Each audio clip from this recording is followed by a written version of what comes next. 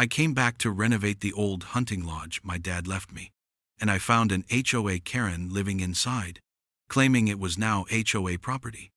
She'd changed the locks, was hosting yoga classes in my living room, and had the nerve to call the cops on me for trespassing. This wasn't just wood and nails. This was the place my brother loved, a promise I made to my grandkids.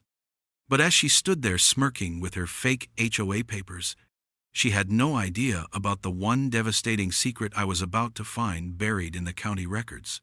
A secret that would bring her entire fake kingdom crashing down. Where are you watching from? Let me know in the comments, because this takedown is a masterclass in justice. And if you believe every homeowner deserves to fight back against a power-tripping HOA, hit that subscribe button. You won't want to miss seeing this empire fall. The old Ford's tires crunched on the gravel, a sound I hadn't heard in 20 years, but recognized instantly. The final turn of the mountain road opened up, and there it was, the lodge. It looked smaller than I remembered, but just as solid. My father had built it with his own 2 hands, felling the timber right off this land. The main beam, a massive ponderosa pine, had been a 3-man job. Him, me, and my brother Lance. We were just kids trying to be useful. I could still feel the phantom ache in my shoulders from that day. I killed the engine and just sat there for a minute, the silence of the high country wrapping around me. In my right hand, a new framing hammer. In the left, a thermos of black coffee, strong enough to dissolve a spoon. This place wasn't just a building. It was a promise. A promise to my grandkids for a summer of fishing and campfires, and a promise to Lance. This was his favorite place on earth. He always said the air up here was so clean it scrubbed your soul. After he was gone, I let the place sit. Too many memories. But time dulls the edges of grief, and now it felt right. It felt like coming home. I swung my legs out of the truck, my old knees groaning in protest. The porch steps gave a familiar creak under my weight. I pulled the old brass key from my pocket, the one my dad had given me the day I shipped out for basic. The key slid into the lock, but when I went to turn it, there was no resistance. The tumblers didn't click. The door just pushed open. My hand froze on the knob. That was wrong.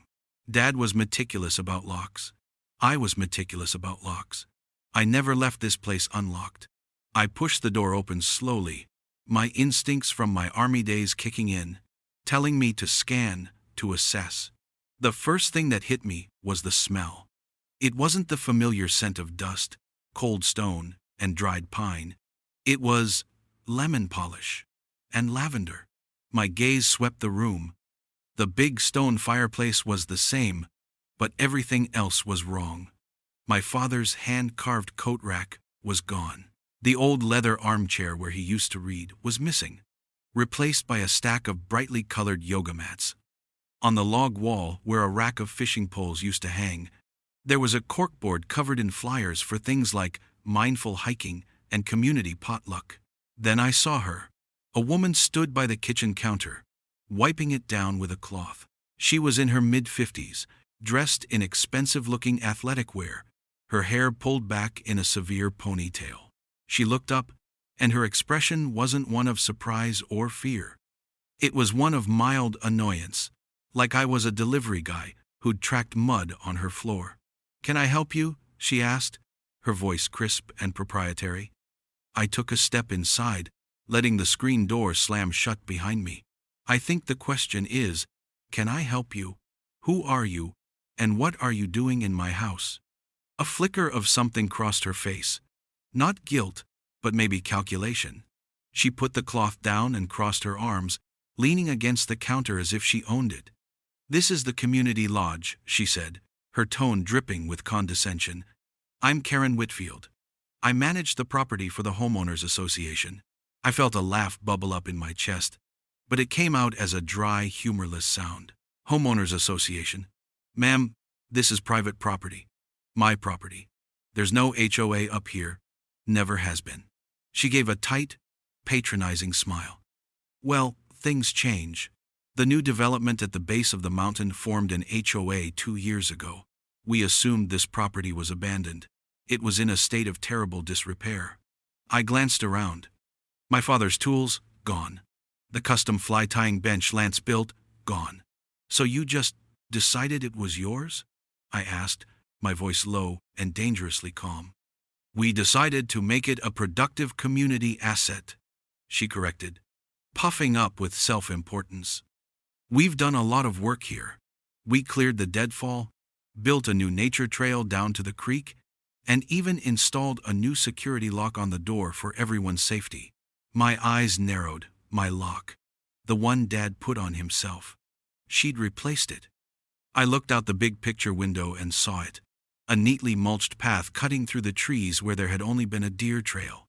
And nailed to the big oak tree by the porch was a small, polished wooden box. A donation box. Underneath, a neatly stenciled sign read, Friends of the Mountain Lodge. Donations. Appreciated. Managed by Kay Whitfield. Her name, on a donation box. On my property. My calm was beginning to fray. The army taught me to control my temper, to channel it. But this was different. This wasn't a strategic problem. It was a violation. You had no right, I said, the words coming out hard as granite. You are trespassing. I want you to gather your things and get off my land. Now. Karen's smugness finally cracked, replaced by a flash of indignant fury. Her whole posture changed. She stood up straight. Her chin jutted out. I will not be spoken to that way. This area is technically HOA-maintained greenbelt now. We reclaimed it under the community bylaws. You're the one who is trespassing. I couldn't believe what I was hearing. It was so utterly nonsensical, so divorced from reality, that for a second I was just stunned into silence. This woman hadn't just moved a few things. She'd constructed an entire alternate reality in her head and was now trying to force me to live in it. I took a deliberate step toward her. I own the deed to this land. Free and clear. It's been in my family for 60 years. I have the paperwork to prove it. Now, for the last time, get out. That's when she pulled the ultimate power move of the entitled. She whipped out her phone, her thumb stabbing at the screen. You're threatening me, she said, her voice taking on a shrill theatrical tremor. You've come onto community property and you're acting in a hostile manner. I'm calling the sheriff. She held the phone to her ear, a triumphant smirk returning to her face as she looked me right in the eye. I didn't move. I just stood there, my thermos in one hand and my hammer in the other, watching this stranger try to steal my family's history right out from under me. And as I heard her give the dispatcher a practiced, victim-laced version of the events, I knew this wasn't just a misunderstanding. This was a declaration of war. It took about 40 minutes for the cruiser to rumble up the gravel road. A deputy, probably 10 years younger than me and with a tired look in his eyes, stepped out. Karen was on the porch in a flash. Her entire demeanor shifted. She was the picture of a frightened, besieged woman, her voice trembling slightly as she explained that a strange, aggressive man had shown up and was trying to force his way into the community center. She pointed at the hammer still in my hand as if it were a weapon of war. The deputy listened patiently, nodding. When she was done, he walked over to me. Sir, can I hear your side of it? I explained it simply. This is my property. It's been in my family since the 1950s.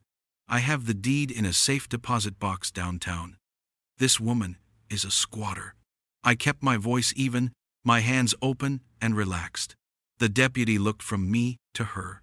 He seemed to understand the situation, but he also seemed to want to be anywhere else.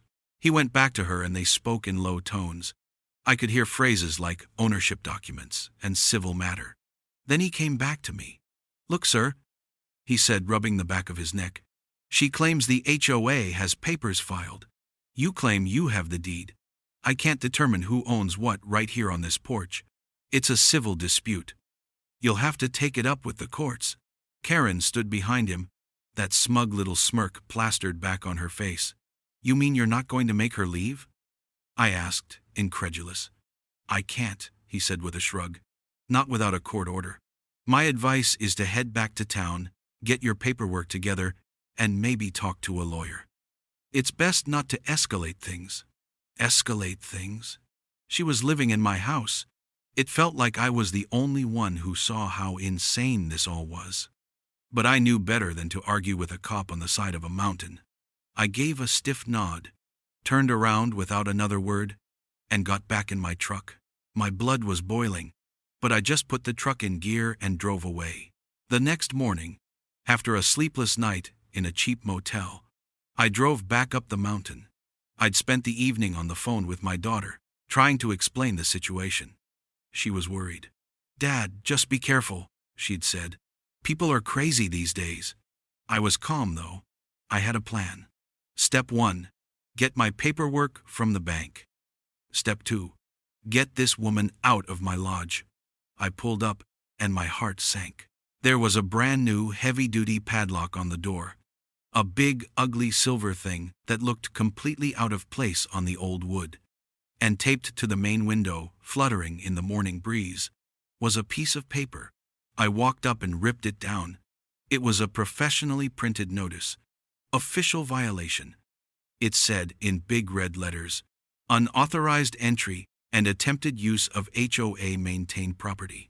Below that was my truck's license plate number and a fine, $250. The sheer audacity of it left me breathless. She wasn't just squatting. She was trying to charge me rent to visit my own home. I went straight to the county clerk's office. It was a dusty old building downtown, filled with the smell of old paper and the quiet hum of fluorescent lights. The clerk was a kindly woman with bifocals and a patient smile. I explained what I needed: a copy of my deed and any other filings on my parcel of land. "McCaffrey," she murmured, typing into her computer. "Ah, yes. Here we are. 36 acres, parcel number 7 amperes. She printed out a copy of the deed, and my father's name was right there, clear as day, transferred to me after his passing. The tax record showed I was the owner, paid up to date, free and clear. I felt a wave of relief wash over me. This was the proof. This was the silver bullet. "This is perfect," I said. "Thank you so much." She smiled, but then her brow furrowed. "Just a moment," she said, tapping a few more keys. "That's odd. Let me check the plat maps." She disappeared into a back room filled with enormous, leather-bound books. I waited, the feeling of relief slowly being replaced by a knot of dread in my stomach. When she came back out, her expression was troubled. "Mr. McCaffrey," she began, laying a huge map on the counter. "This is the original survey of your land." She traced the boundaries with a worn finger. "But look here." She pulled out another, newer map. "This was filed last year. It's a community overlay for the new Mountain Vista Estates development." Her finger moved across the new map, across the neat lines of a luxury subdivision at the base of my mountain. And then it moved upward, over the line, and into my property. A new, dotted line had been drawn around my entire 36 acres. "They've designated your land as part of their HOA's common greenbelt," she said softly. "The filing claims the land was unoccupied and unmaintained, so they've annexed it." The world seemed to tilt on its axis. "They can't just do that," I stammered. "I own it." She looked at me with sympathetic eyes. "They did. The paperwork is filed. It's not right, but it's legal. On paper, you'll need a lawyer to untangle this." I got the name of a property lawyer from the clerk and called him from the parking lot. His voice was grim. "This happens more than you'd think," he said after I explained the situation. "These HOAs get aggressive. The bad news is, it could take months, maybe years, to fight an annexation in court. The worst news is, she's already established use by being there and making improvements. The judge might see that as a point in their favor. It's a mess." He quoted me a retainer fee that made my ears ring. Months, years, thousands of dollars, for something that was already mine. I hung up the phone feeling completely defeated. I called my daughter, and I could hear the worry in her voice again. "Dad, maybe this isn't worth it. The lodge is old. You could sell the land to them, get a good price, and just be done with it." You don't need this fight." I knew she meant well, but her words felt like a betrayal. Sell Lance's favorite place? Give up my father's legacy because some woman with a clipboard decided she wanted it? No, not an option. But for the first time, a sliver of doubt crept in. Was she right? Was this a fight I could even win? That evening, I drove back up the mountain, parking my truck at a turnout a few hundred yards down the road from the lodge. I pulled out my old pair of binoculars, the ones I used for spotting deer. I focused the lens on the big picture window of the lodge, my window. The lights were on. And inside, standing in my living room, in front of my fireplace, was Karen. She wasn't alone. A dozen other women in yoga pants were with her, stretching and bending on colorful mats laid out across my floorboards. She was leading them in a yoga class, her voice too far away to hear, but her posture screaming serene authority. She was acting like she was the queen of the castle, my castle. And in that moment, sitting in the cab of my truck, watching this stranger monetize my memories, the doubt vanished. It was replaced by a cold, hard certainty. This was a fight, and I was going to finish it. A few days of cooling my heels at the motel felt like an eternity. The lawyer had told me not to engage, to let him handle the paperwork. But I'm not built for sitting still. I needed to see it again, to make sure I wasn't going crazy. I drove up the mountain, this time parking down the road and walking the last quarter mile through the woods, quiet as a mouse. I came up on the lodge from the south side, through the thicket of aspens. That's when I saw the clearing. My heart stopped.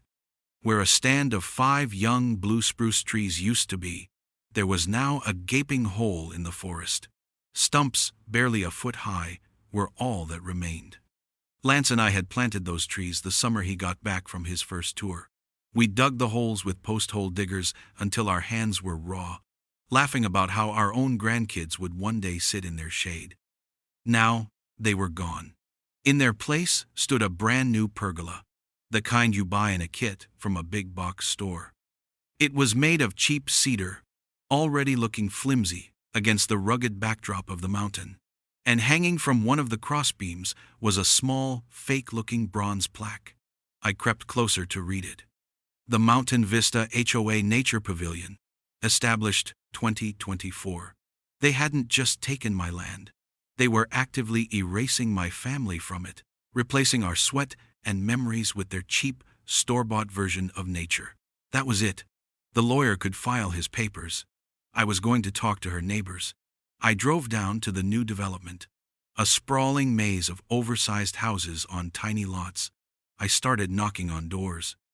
Most people wouldn't even open them all the way, just peering through a crack in the door, their faces tight with suspicion. A few listened to my story, their eyes shifting nervously toward the street, as if Karen might materialize out of thin air. "I'd stay out of it if I were you," one man whispered, pulling his door shut. "She's got eyes everywhere." Another woman, while pretending to weed her petunias, told me what was really going on.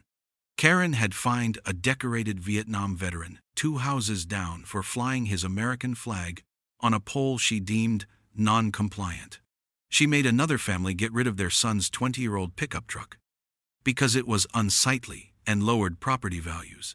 These people weren't part of a community. They were hostages in a suburban kingdom run by a petty tyrant. My anger, which had been a hot, boiling rage, began to cool and harden into something else, something cold and solid. This wasn't just about my lodge anymore. This woman was a bully who got her kicks from terrorizing good people, and I knew from my time in the army that you don't beat a bully by yelling louder. You beat them by taking apart their power structure, piece by piece. I stopped trying to reason. I started researching. I went back to the county records office, but this time I wasn't looking for my deed. I was looking for hers. I spent 2 full days hunched over dusty books and scrolling through microfiche, my eyes burning. I read every document filed by the Mountain Vista Estates HOA. I read their bylaws, their covenants, their meeting minutes. It was a masterclass in bureaucratic nonsense, full of vague language and loopholes big enough to drive a tank through. But then I went further back. I started pulling the old survey maps, the ones from before the development was even a glimmer in some investor's eye. I was looking for a seam, a crack in the foundation of her authority, and on the third day, I found it. It was a single-page document filed in 1958, an easement. My father had granted the original County Road Commission a simple right-of-way to ensure access to a shared well at the base of the mountain. In return, the county guaranteed his property permanent, unimpeded access via the original gravel road, the very same road the HOA now claimed as their private drive. The document was ironclad, its language simple and direct.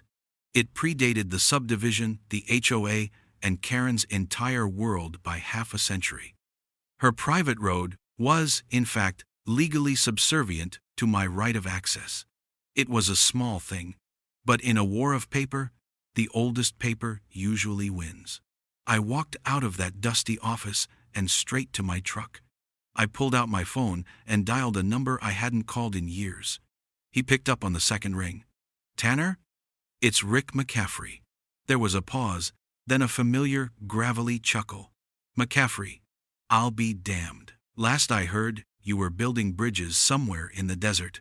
Mike Tanner Grant and I had served 2 tours together. He was the calmest man I'd ever known under pressure, and after he got out, he'd become one of the best land surveyors in the state.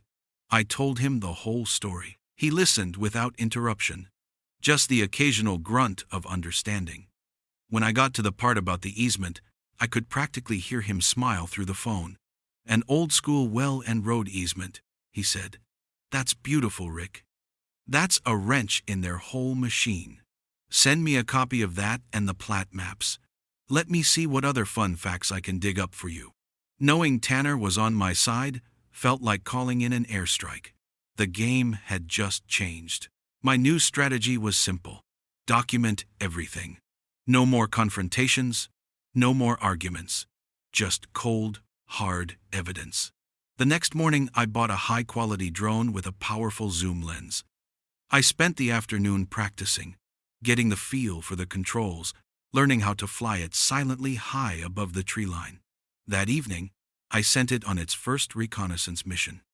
From a half-mile away, I guided the drone over the lodge. The video feed on my phone was crystal clear. I watched another one of Karen's yoga classes, counting the attendees. I filmed cars coming and going, logging their license plates. It was all about establishing a pattern of her illegal use of my property. I was recording for about an hour, just about to bring the drone back, when I saw movement near the back of the lodge. It was Karen, and she was with a man in greasy overalls. Her maintenance guy, I presumed. He had backed a beat-up pickup truck with a utility trailer right up to the old workshop my dad had built. My dad's workshop. They opened the doors, and my blood ran cold. I hit the zoom button. The man was carrying out my father's old wooden rocking chair, the one he'd sat in every single evening. Karen directed him, pointing where to put it in the trailer. Next came Lance's tackle box, then a set of antique hand planes I'd thought were lost forever. They were cleaning me out. This wasn't a civil dispute about land anymore. This was theft. And I had her, dead to rights, on high-definition video. I saved the drone footage to 3 separate hard drives before I even turned off my truck. Watching her minions haul away my father's rocking chair, I felt a strange sense of calm descend over me. The emotional phase was over. Now, it was a tactical problem. The best way to deal with an enemy who is overconfident and overextended is to let them dig their own hole deeper. I wasn't just going to take back my lodge. I was going to dismantle her entire operation from the inside out. My new plan had one core principle: let Karen be Karen. She was arrogant, greedy, and careless. I was going to use that against her. The next day, under the cover of a moonless night, I made my second quiet trip up the mountain. I didn't go near the lodge. Instead, I went to the big oak tree by the porch. the one with her ridiculous donation box nailed to it. I'd bought a birdhouse from a craft store earlier, along with a tiny, motion-activated security camera. The camera was no bigger than my thumb. I mounted it inside the birdhouse, drilled a small hole for the lens, and then climbed the tree. I positioned the birdhouse on a high branch, giving it a perfect, unobstructed view of the front door, the donation box, and anyone coming or going. Phase 1 of the trap was set. My second call was to another old friend, a guy named Gus who'd been a master electrician in my unit. Gus could rewire a command center blindfolded. I sent him the drone footage, particularly the shots showing the bright security lights Karen had installed on the pergola and the extension cords running into the lodge. "Gus," I said, "I need to know where she's getting her power." He called me back an hour later. "Rick, I checked the county utility maps. Your parcel was never hooked up to the grid. The nearest power line belongs to the HOA, servicing the streetlights for their main road." He explained that what she was likely doing was tapping into the HOA's power line, something that was not only against their own rules, but was also straight-up utility theft. He told me exactly what to look for: an illegal junction box, probably hidden somewhere in the trees near the road. The next night, I found it. It was a sloppy, unprofessional job, half camouflaged with leaves and branches. Inside was a simple breaker switch. If I flipped that switch, every light, every speaker, every bit of power to the lodge and her precious nature pavilion would go dark instantly. It was a beautiful thing. I left it alone, for now. That was a card I'd play later. With the evidence piling up, the land easement, the drone footage of the theft, the illegal power tap, I decided it was time to add some public pressure to the mix. I spent an evening drafting a short, anonymous email. I kept it simple and factual. Local HOA president squats on private, multi-generational family land. Misuses HOA funds for personal community center project. I attached a few of the clearer drone shots, carefully scrubbing any identifying metadata from the files. I sent it to the investigative reporter at the biggest news station in the city, the kind of guy who lived for stories about abuse of power. I didn't give him my name. I just gave him the parcel number, Karen's name, and a place to start digging. Let the media sharks start circling the water. She wouldn't even know it was happening until it was too late. While I waited for the seeds of chaos to sprout, I went back to the paperwork. Tanner had been working his own magic. He'd sent me a massive file of documents he'd unearthed from the county archives. I spent an entire day reading through the Mountain Vista HOA's formation documents, line by painful line. It was mostly boilerplate legal garbage, but I was looking for a procedural error, a single signature out of place. And then I found it. Midway through a section titled Annexation of Adjacent Properties, there was a clause hidden in plain sight. It stated that any expansion of the HOA's boundaries required a unanimous vote of the entire 5-person HOA board. Any less, and the motion was invalid. Attached to the document was the signature page for the vote to reclaim my land. 4 signatures were there, all neat and tidy. The 5th signature line was blank. A board member named Lena Brooks had never signed off on it. This was it. The silver bullet I'd been looking for. The entire annexation, the foundation of Karen's entire claim, was legally void. She didn't have the authority. My lawyer, energized by the news, drafted a cease and desist letter that was a work of art. It laid out everything in brutal, undeniable detail. The invalid annexation vote, the senior rights easement giving me access, the photographic proof of theft, and the evidence of utility fraud. It gave her 48 hours to vacate the property, return all stolen items, and dissolve the fraudulent claim on my land. We sent it to her via certified mail. I finally allowed myself a moment of hope. This had to be the end of it. How could she possibly fight back against this mountain of proof? The answer came 2 days later, not from her lawyer, but from a resident of the development who'd taken pity on me. He forwarded me an email that Karen had sent to every single homeowner in the Mountain Vista estates. It was a public letter. It painted me as a dangerous, unstable outsider, with a vendetta against their peaceful community. It claimed I was trying to use obscure legal loopholes to threaten their shared green space. She twisted every fact, portraying herself as the brave protector of their property values. And the letter ended with a chilling declaration. For the safety and security of the community, the HOA board had voted to officially trespass Rick McCaffrey from all HOA properties, including, she explicitly stated, the community lodge. I wasn't just locked out anymore. According to her, if I even set foot on my own land again, she could have me arrested. Karen's email was a declaration of war. She hadn't just ignored the facts, she'd twisted them into a weapon to paint me as the villain, trespassing me from my own property. It was a bold move, and a stupid one. It was the last piece of justification I needed. The time for letters from lawyers was over. The time for simply gathering evidence was over. It was time to choose the battlefield, and I was going to choose my own front porch. I made 3 phone calls. The first was to Tanner. It's time, I said.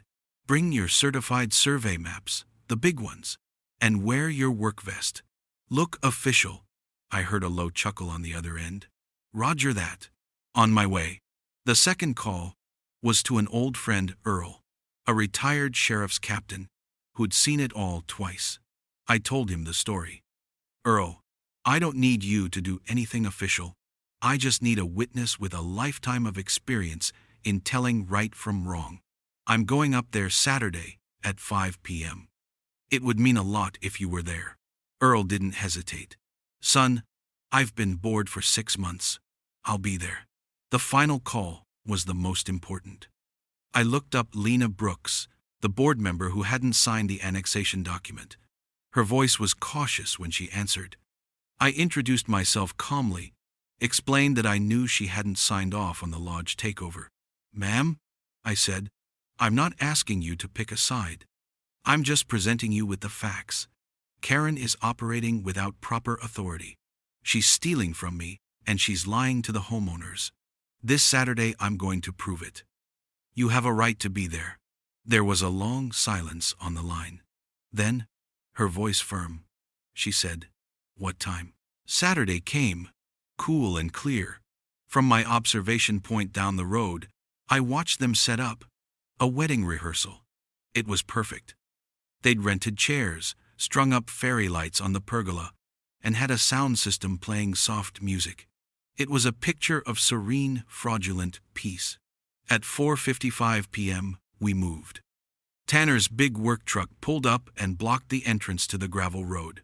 A minute later, Earl's old sedan pulled in behind him, blocking any chance of retreat. It was a simple, effective roadblock. I walked the rest of the way on foot, with Lena Brooks a few steps behind me. She looked nervous but determined. As we approached, the scene was in full swing. A young couple stood under the pergola, while a wedding planner gestured dramatically.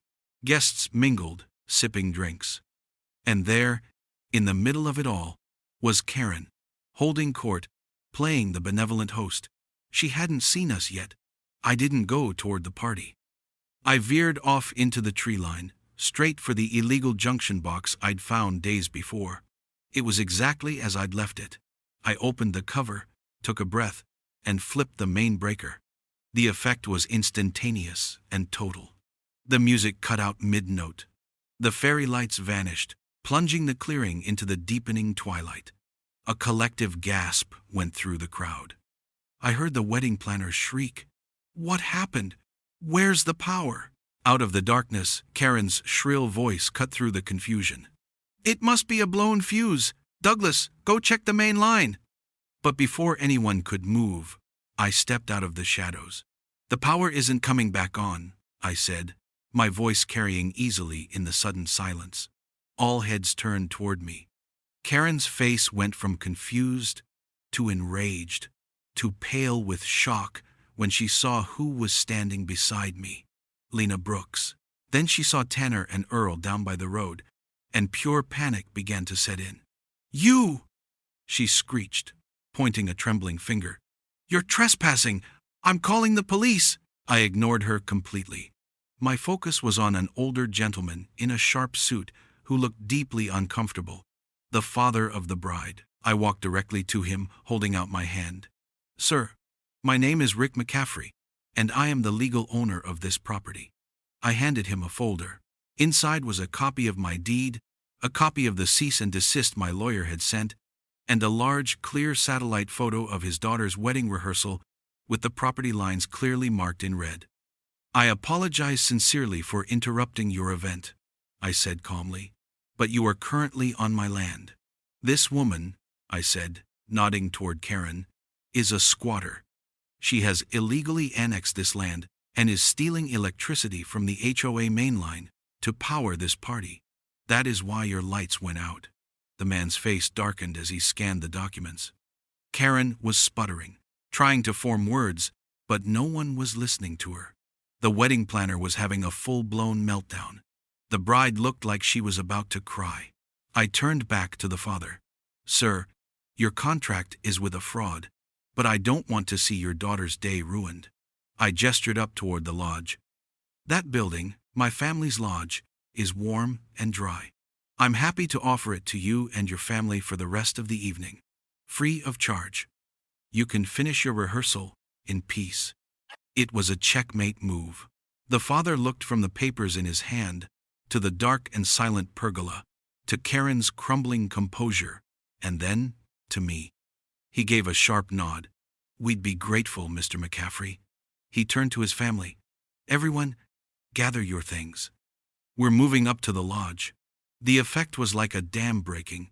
The entire wedding party, about 30 people, began to pack up, pointedly ignoring Karen as they walked past her. As they did, I pulled out my phone. I'd already opened the Mountain Vista Homeowners Facebook group page. I hit the Go Live button.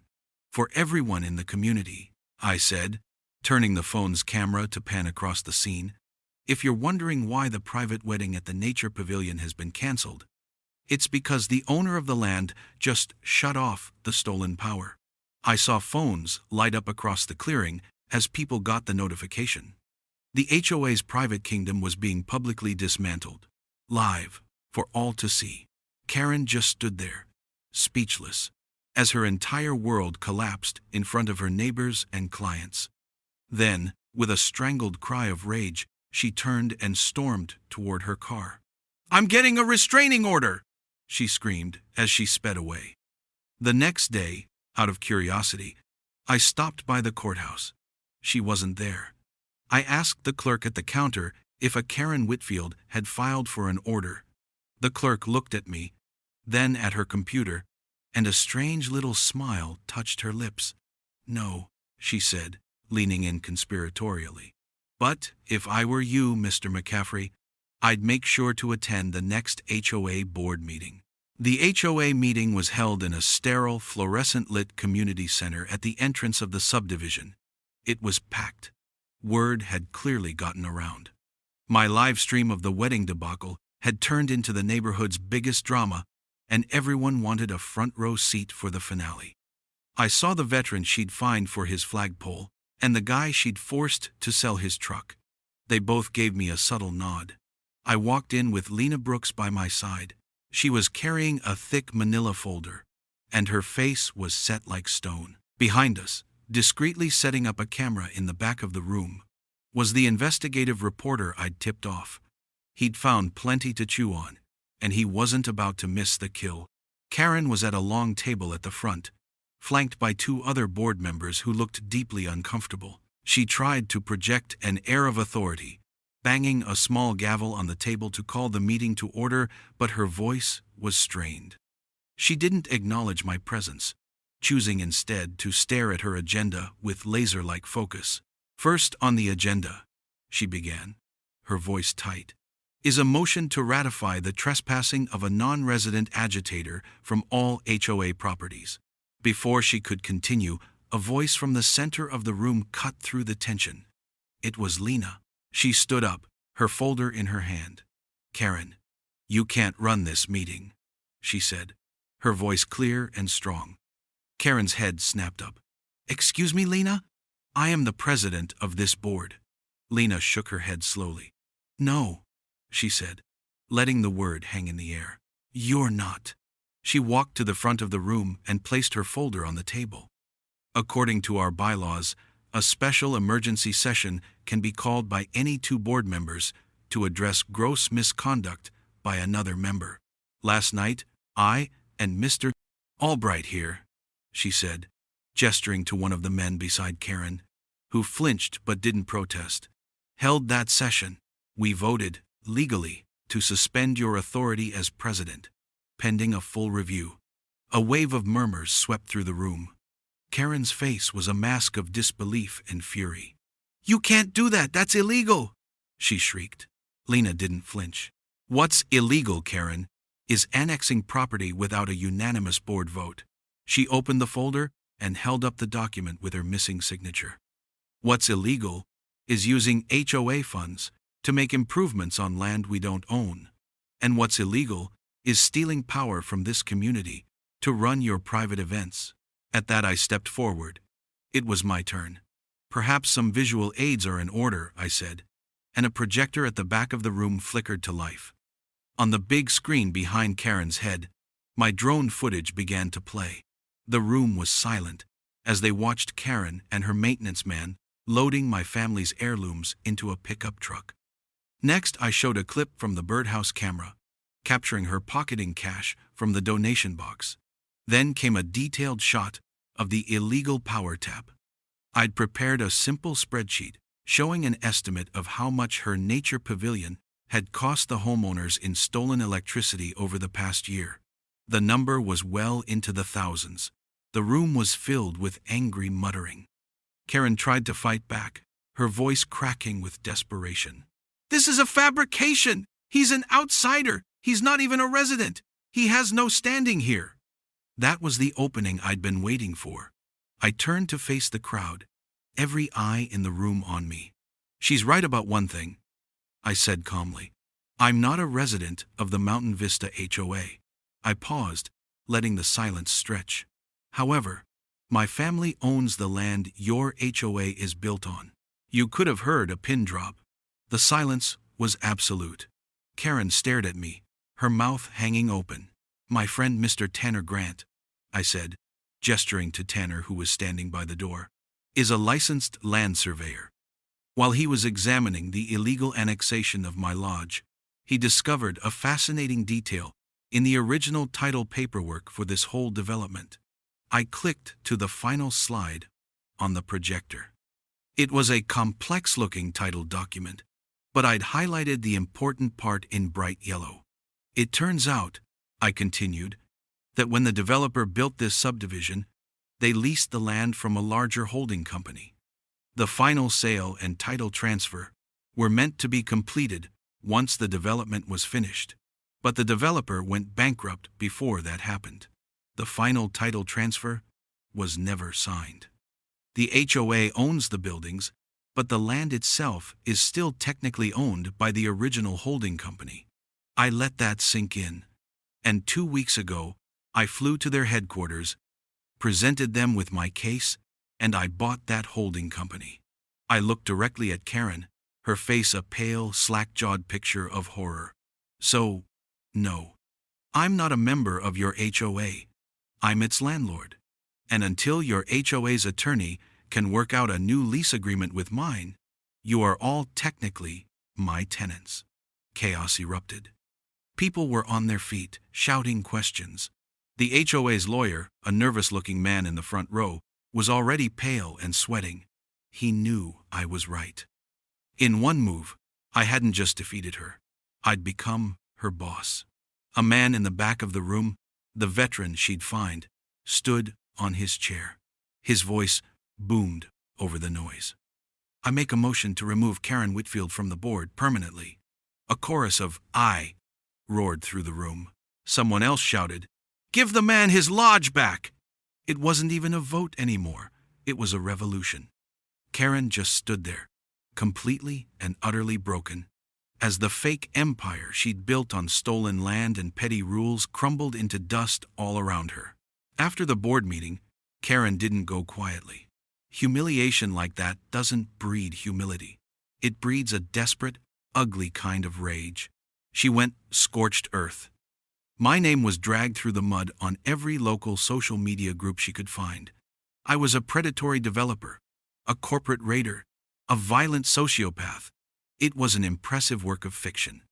Then the official notices started showing up at my motel, a bogus claim filed with the county for unsafe structures on my property, a complaint to the environmental board about a non-existent septic leak.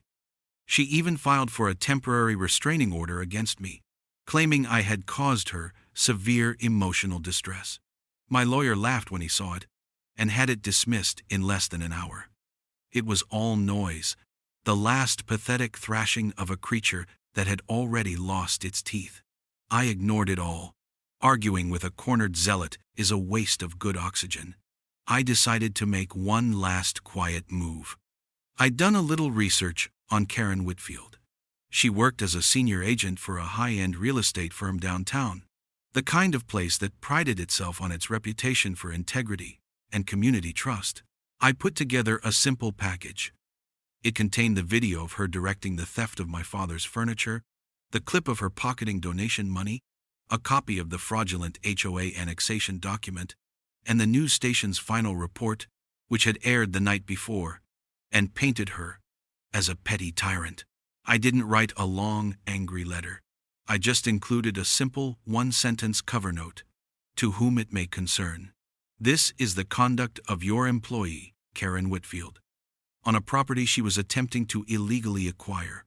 I mailed it directly to the firm's managing partner. 2 days later, her profile vanished from their website. Her reign, both in the HOA and in her professional life, was over. About a week after that, I was up at the lodge, starting the real work. I had the windows open, and the smell of sawdust and fresh pine filled the air. A familiar cruiser crunched up the gravel road. It was the same deputy from that first day. He got out of his car, but this time he wasn't rubbing the back of his neck with uncertainty. He looked relieved. "Mr. McCaffrey," he said with a nod. "Funny how things turn out." I leaned on my hammer. "You could say that." He held up a piece of paper. "I just came from serving this. It's a warrant. The DA decided to press charges based on the evidence you and the news station provided. Trespassing, misdemeanor theft, and a wire fraud charge for the donation box scam." He looked back down the mountain toward the subdivision. "She didn't take it well. I have a feeling we won't be hearing much from her anymore." He tipped his hat and left, leaving me in the quiet of the afternoon. The final piece had clicked into place. Justice wasn't just me winning. It was her being held accountable by the very system she had tried to manipulate. That weekend, I hosted a small gathering at the lodge. It wasn't a party, just a thank you. Lena was there, now the acting head of the new sane HOA board. Tanner and Earl came up, and my daughter brought the grandkids. The place wasn't finished. Not by a long shot, but we had a fire roaring in the hearth and hot dogs on the grill. The kids chased each other through the trees, their laughter echoing in the same woods where I once played. It felt right. After we ate, I brought out a long plank of cedar I'd been working on and some cans of paint. "I need some help," I said. "This place needs its real name back." We all took turns with the brushes. My grandson, with his tongue stuck out in concentration, painted the L. My daughter painted the A. We worked together, and when we were done, we had a simple, hand-painted sign. It read, "Lance Lodge." We hung it over the front door, right where it belonged. The new HOA board, led by Lena, acted fast. Their first order of business was to formally rescind the fraudulent annexation and issue a public apology. The next was to throw out half of the ridiculous rulebook Karen had created. The flag rule was the first to go.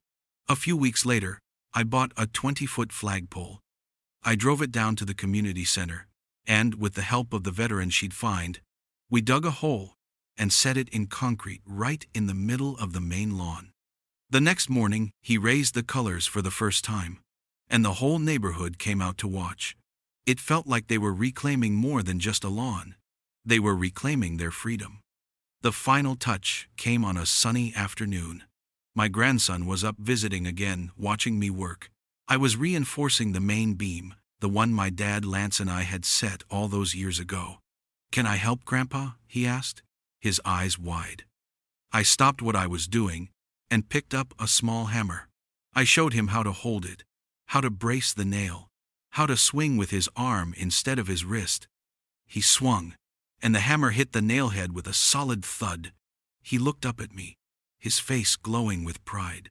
In that moment, standing under the same beam my father once built, I wasn't just fixing a cabin. I was passing something on. Some folks build empires, some build fences. I just wanted to fix up a cabin, and it turns out that was enough to tear her empire down.